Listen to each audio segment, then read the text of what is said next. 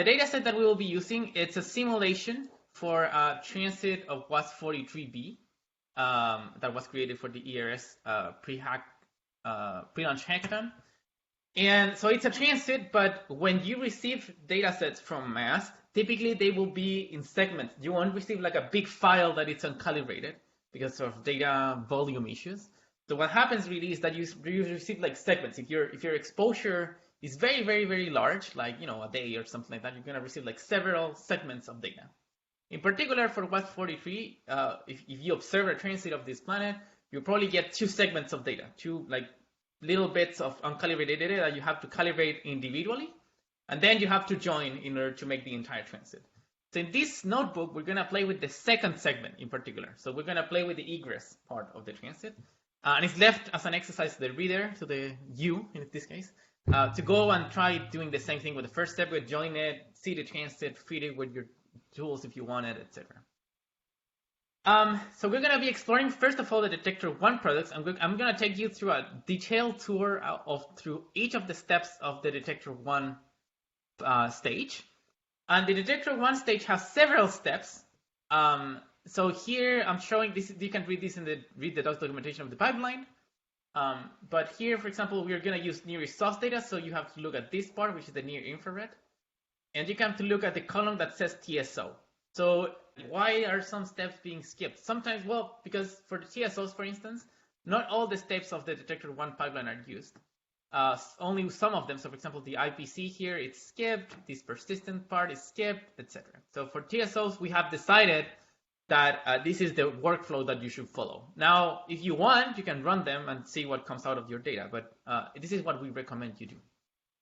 You can also skip some of these steps if you want, and I'm going to tell you in a minute why.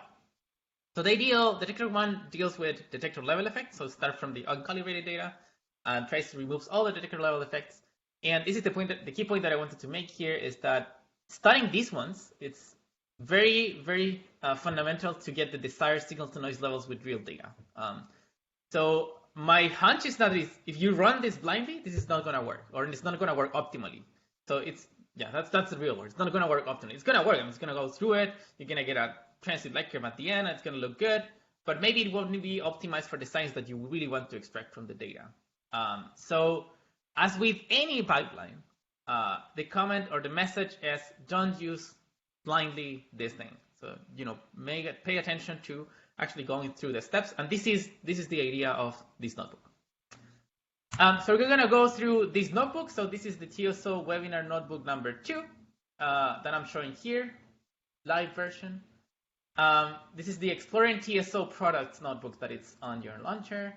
And we're going to go right ahead through the data. So this is a data set that it's created with the Mirage simulator. So basically, these are simulations. They don't include the exact full set of details. But they're very good to get started with the pipelines. Just that don't use them to perform signal to noise calculations, for instance, and propose data or something like that. Use the ETC, use Pendexo for those kind of objectives. So the very first part is that I'm just gonna import everything. I really encourage you when you run this notebook on your own in your laptop, read the setups because there's some. I've loaded some data, some steps. I've run some steps before you came into the webinar because some of them just take too long. So I just run them in the background and I save them to a folder here. But if you want to run it in your own and you want to wait for those steps to go through, to do some timing experiments, just make the data folder here where I've stored these preloaded data products, make it equal to the working folder, and then everything is going to be stored there. So the very first part is that I just load the data. I'm just going to load this here. And just to, again, I love data models. And just to show you, once again, one of the beautiful things of data models is that there's an issue with this simulated data set. It was created before a pipeline update. And with that pipeline update, there was a metadata that was a string before and now has to be an int. So in the before times, before the data models, you'll have to go to the headers of the data, modify that string value to an int, save that to a FITS file, reread it, it's a mess. But with data models, you can just do this right away as part of the metadata in the actual data model, which is beautiful. It's just such an easy thing to use.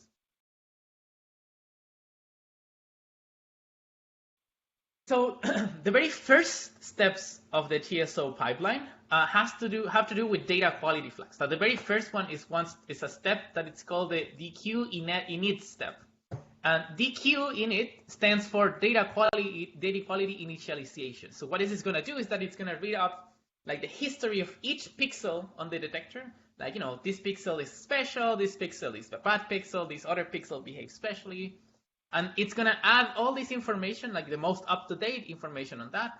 It's going to be added to our data set. There's actually, I put it here, a link.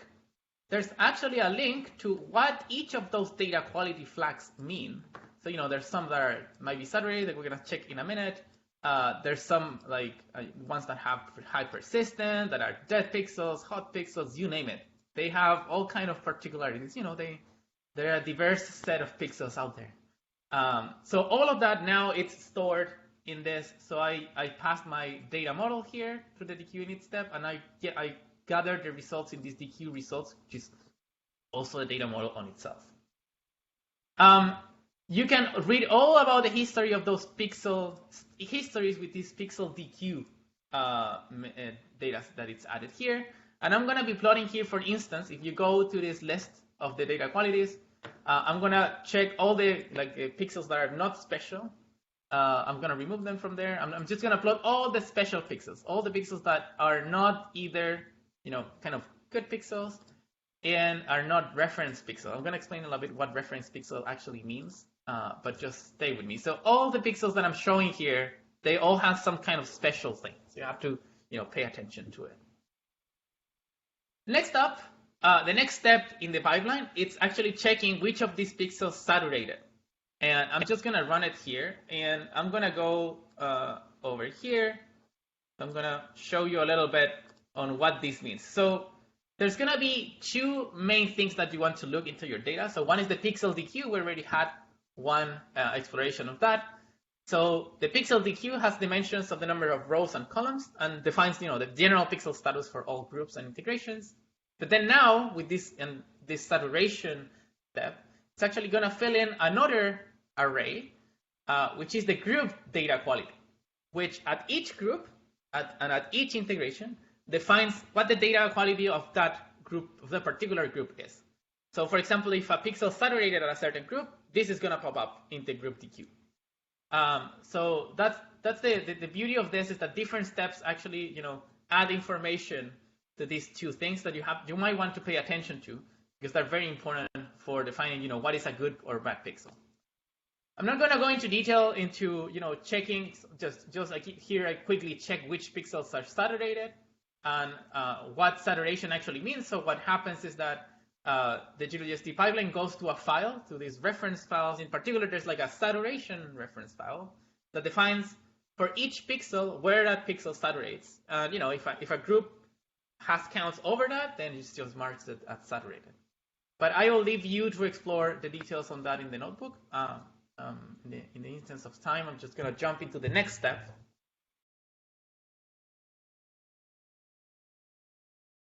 So now we've identified the data quality for each pixel. We've checked if they're saturated. And the next step is the step that it's called the reference pixel correction. Well, actually, reference pixel correction comes after one step that it's called the super bias step. So the very next one to check its saturation is the super bias step. And the super bias step, it's a very simple step. So detectors have their own pedestals that we call the biases. They're there for many reasons. Just believe me that they are there, and then we want to remove them for actual data analysis. So we have measured this quite well, and this also it's in a reference file. This reference file that it's being printed here. So we use that super bias to remove it from our data, from each of our groups. So we are left over with a super bias corrected groups. And I'm going to plot them next here while this is running. So what's going to happen is that you're going to see that the bias has like a ton of structure that is then removed once you run the super bias step. So this is what you're seeing here. So, you know, before the super bias step, you have like all this. It's like the spectrum was underwater, basically.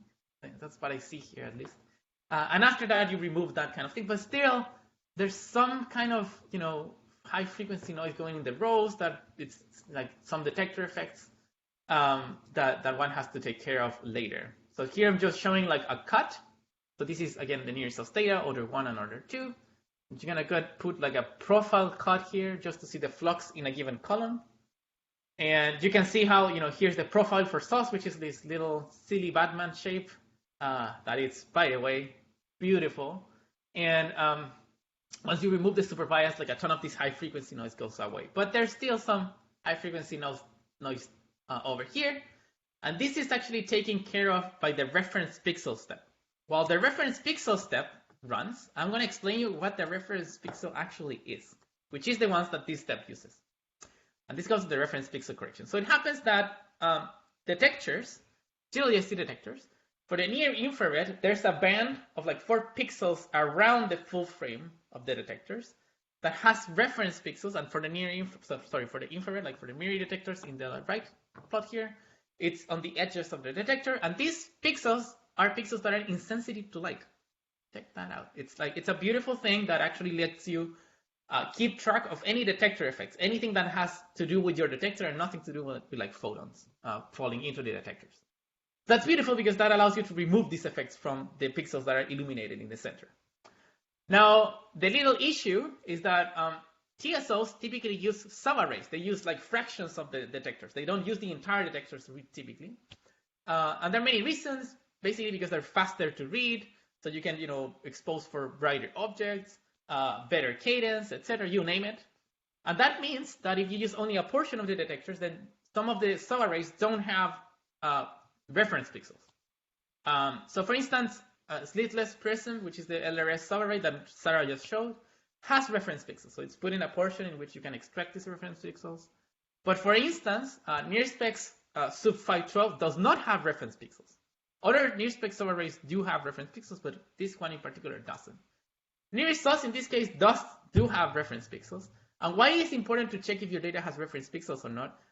It's important because that defines if this step that I'm running and just finished running, if this step does something or not. If your detect subarray doesn't have reference pixels, then this step won't do anything.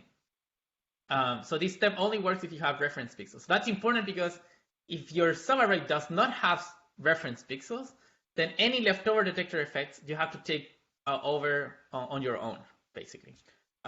We are suggesting and discussing with the pipeline folks that we should add one extra step for removing detector effects, even for subarrays that don't have reference pixels. But right now, by the version of the pipeline that we're using right now, 1.3.3, this does not happen. So be careful with that. So just to show you the impact of the reference pixel correction in NearSOS, here's the difference. Again, top before the reference pixel, bottom after reference pixel correction, and you can see that the change is it's super large. So all these high frequency nodes in their rows, it's gone. There's some leftover things that it's due to like scattered light perhaps and other details that this simulation's included. But I'm just gonna I'm gonna cut through a column so you can see the effect in a given column, and you can see before it's in blue, after it's in orange/yellow. And you can see that this high frequency noise that was happening in the rows is removed by the reference pixel correction. That's a special kind of effect, which is called the odd-even effect. I'm linking here to another notebook that it's in the ERS Transiting Exoplanet pre-launch hackathon, in which it goes in detail into that, but just if you want to check it out. But bottom line, reference pixel correction, very, very important correction to have.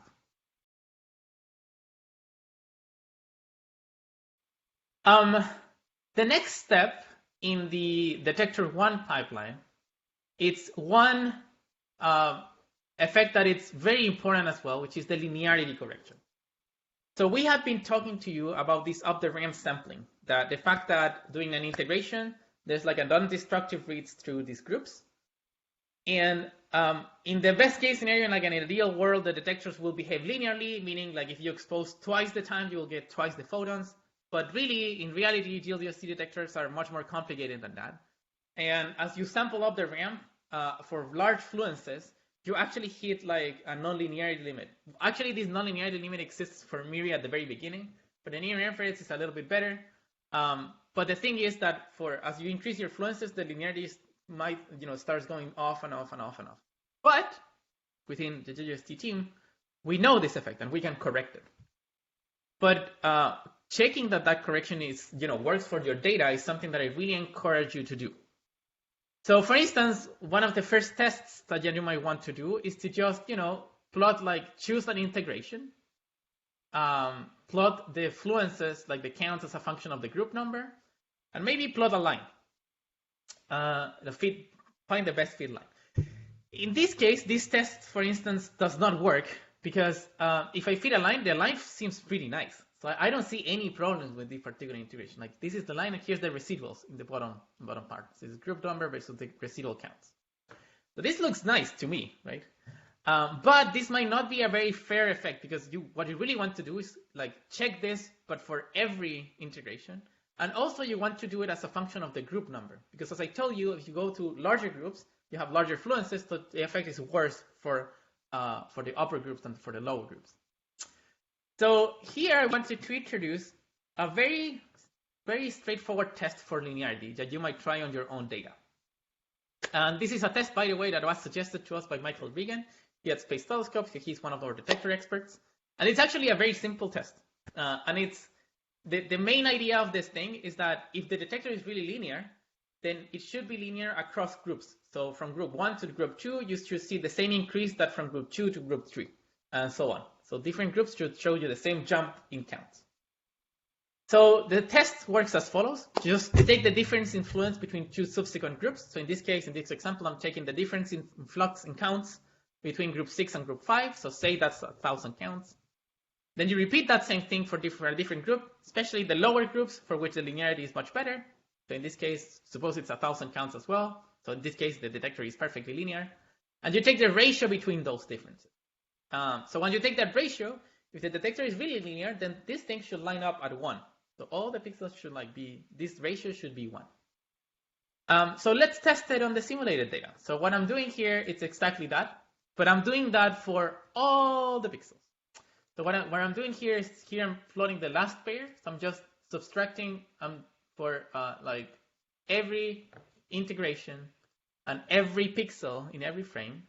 I'm just plotting the last group minus the second to last group, and the first pair I'm taking it as the second group minus the first group here for all pixels. Then I just take the ratio and then I flatten that out in order to plot it as a function of the fluence of the last group. So here you see in the y-axis is the ratio. It should be all lined up at 1, and it's not. And actually, it starts, at very low fluences, it's like around 1. But if you go to larger and larger fluences, it starts dropping from 1. And that's bad. If you see something like that in your data set, that means that linearity is an issue. So I'm just gonna run here the linearity step. So what the linearity step does is that it goes to each sample of the group, of the RAM, for each integration. And we know this nonlinearity shape, it's a polynomial, and we just divide that polynomial out basically from our data. So we just take it out when we relinearize, say, the data. So if the linearity step is working properly, and I'm gonna plot here right away the same test after linearity, if it is working properly, you should see that this curve will go back to 1.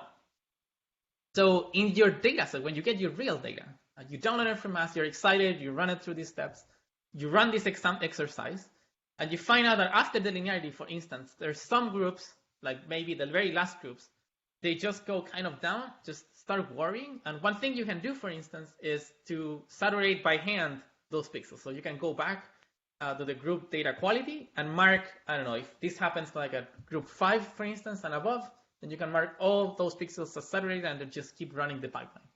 So just let the pipeline know that there's pixels that you don't want to use. But in this case, for instance, for these simulations, of course, because they're simulations, the thing that we put in is the thing that we're correcting out.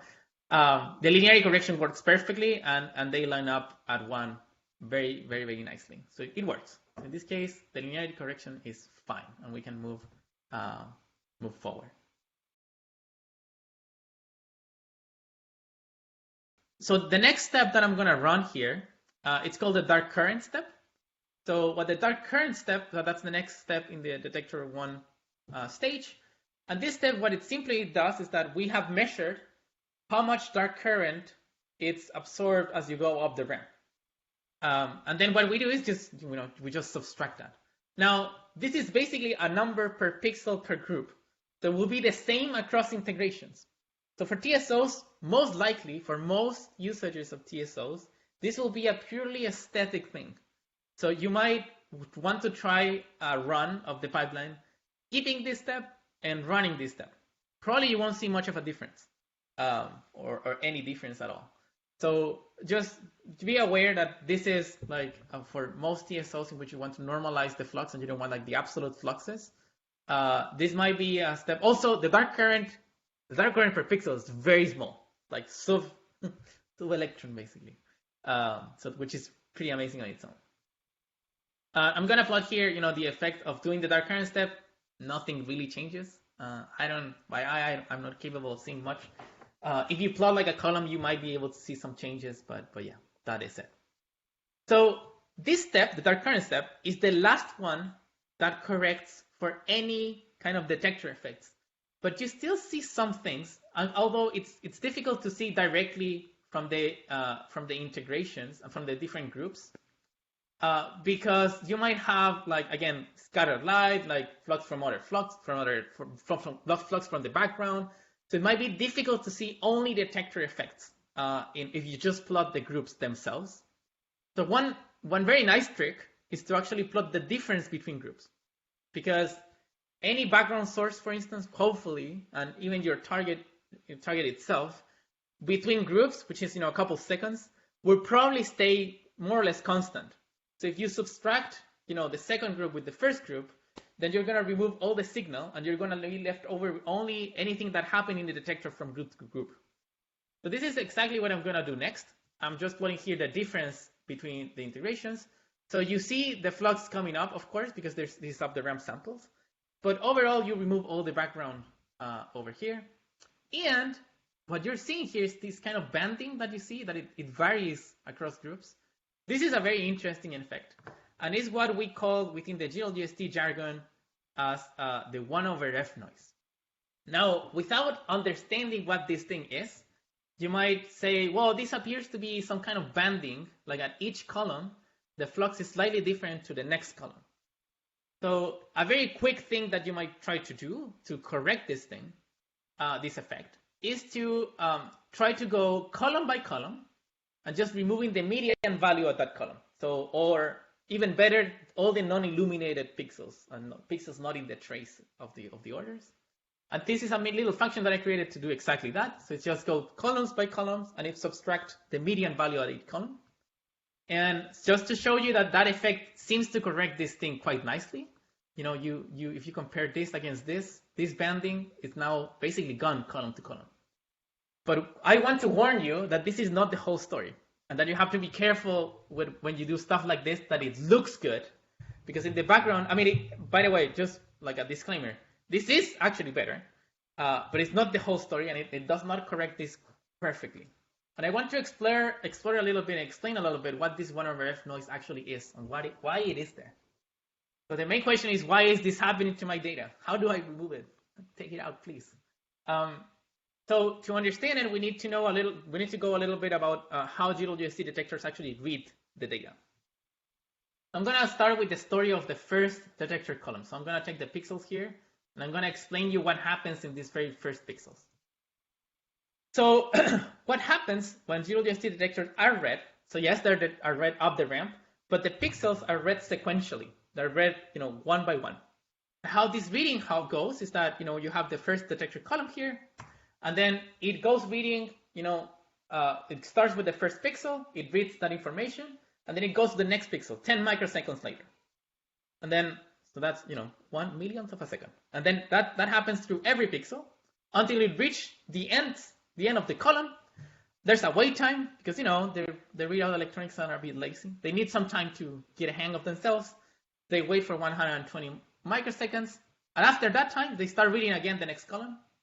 Then the same story, 10 microseconds through each pixel, reading the values, and waiting until it gets to the end of the detector. It waits and it waits a little bit. There's like an extra pad time that is this 5,000 microseconds for substrate 356. Might be different for different surveys.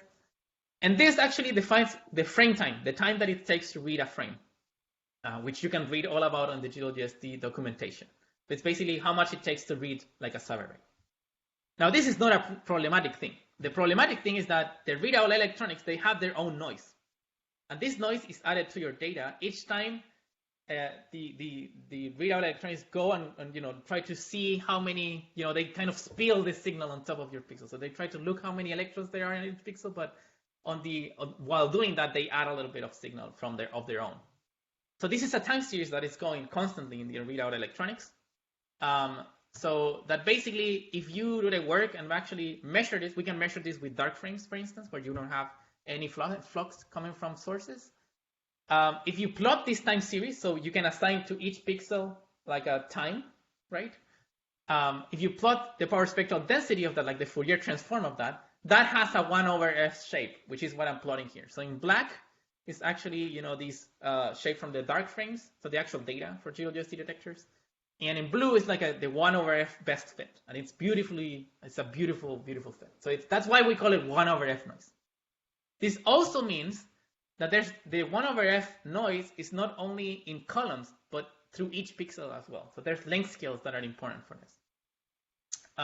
So actually, one way of checking this on your own data, which is something that I do here, is to check, what I'm doing here, what I'm going to do is that I'm going to take this entire detector, and then I assigned timestamps to each of the pixels, and I'm getting the power spectrum density at each column, right? So I'm measuring the 1/f power spectrum, the reminder 1/f power spectrum that you cannot see anymore, perhaps, in this data here.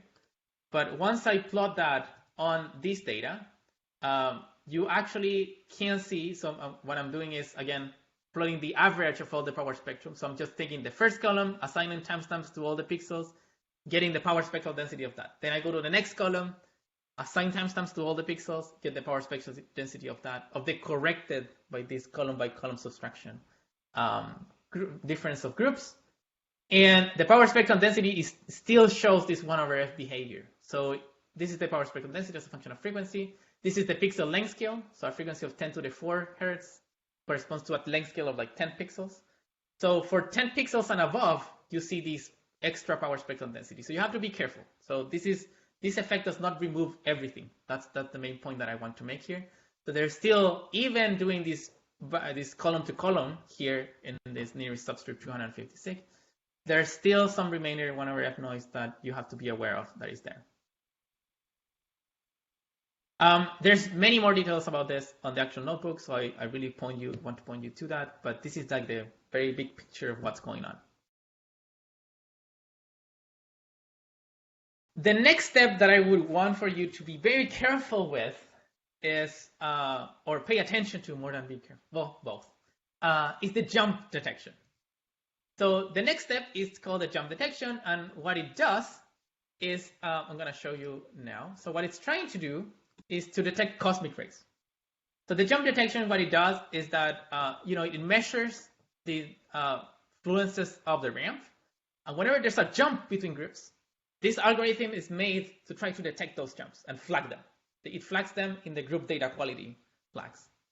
So I just run it here, and I'm going to plot here with the default settings how many jumps and where are the jumps in the detector.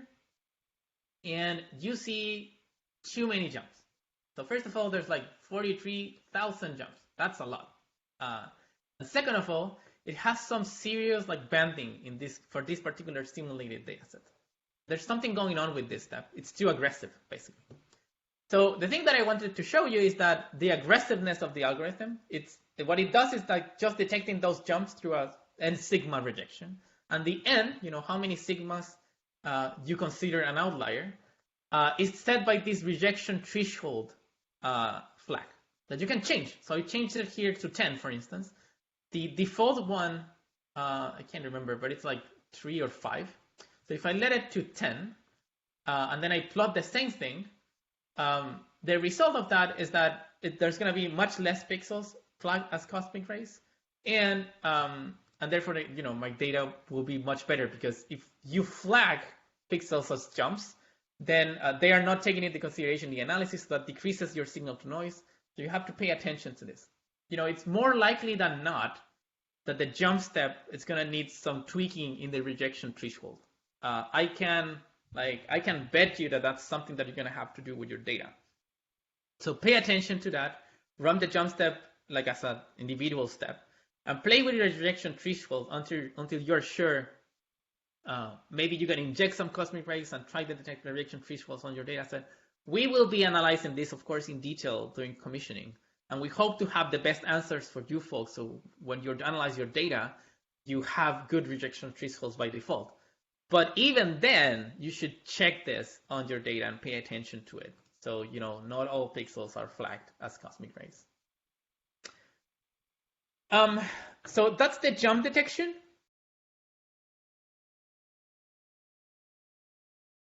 And the final step, and the key step, I will say, like every part of the data is prepared for this step. The next step, the last step on the Detector1 stage, is the ramp fitting step. So the ramp fitting step, what it does is that it fits a line basically to of the ramp samples at each integration. So as Sarah showed, like the product of this is that for each integration you have like an image, which is the best fit slope, which we call the rate of the data set. So I'm going to run it here. I'll just pre-computed it. And what I wanted to show you is that this has a length of like the number of integrations for this particular segment of the data and the dimensions of the subarray. So for each integration, you have rates. So if you didn't remove 1/f noise, of course, the 1/f noise is going to be sampled back to the rate ends. Here, I'm just correcting this with this, median background subtraction, which, as I told you before, it's not perfect, but it's good enough for the purposes of this notebook. And you're going to see now that once you subtract those stripes out, then, it looks a little bit much better. There's some details here that I'm going to touch upon in a minute. Before jumping away from the ramp step, I just want to make the point here that ramp fitting, although I said this, I take it back, is not as simple as fitting a line. And the reason is as follows. Of the ramp sampling for JWST detectors, it's actually a Poisson process with errors. A Poisson process is a stochastic process. It's not like the common Poisson statistics that we learn usually in undergrad. So how this works is that at the very first groups, you have your electrons that your detector detects at each pixel, plus any noise, including this 1/f noise, for instance. But then of the ramp sampling, what it does is that the pixel saves those electrons, right? And then the next group, it just adds electrons on top of that. So electron 1 and electron 2, plus the noise from that second read. So the noise does not stay within up the ramp. Only the electrons stay within the pixel. And this same thing goes on through the different groups, right? So, basically the counts are, all the electrons from the groups before plus the noise. Now, the important part of this is that the ramps, the groups are correlated between themselves. Because, for example, group 2 has the electrons from group 1 added on top of the electrons from that second read. And while this might happen to be a bit obvious, it means that you have to be careful because each group is correlated with the groups before. So typically when you fit a line, you assume there's no correlation between the data points. That's the general case of the line. So there's some covariance between the groups that you have to account for. And this is not very important for the actual slope itself, but for the error bars. So if you go and try to fit your own ramp and figure out your own error bars through least squares fitting, for example, you will severely underestimate your error bars. So you have to be careful. Now, the pipeline takes care of this thing in the ramp fitting. So it accounts for these correlations. But why I wanted to make this point is because there's people that want to do difference imaging, for instance, like differencing maybe the last group with the first group or subsequent groups. You folks have to have in mind that the groups are correlated, and you have to account for this correlation. So that's a different problem that I won't touch on here. Just wanted to mention it.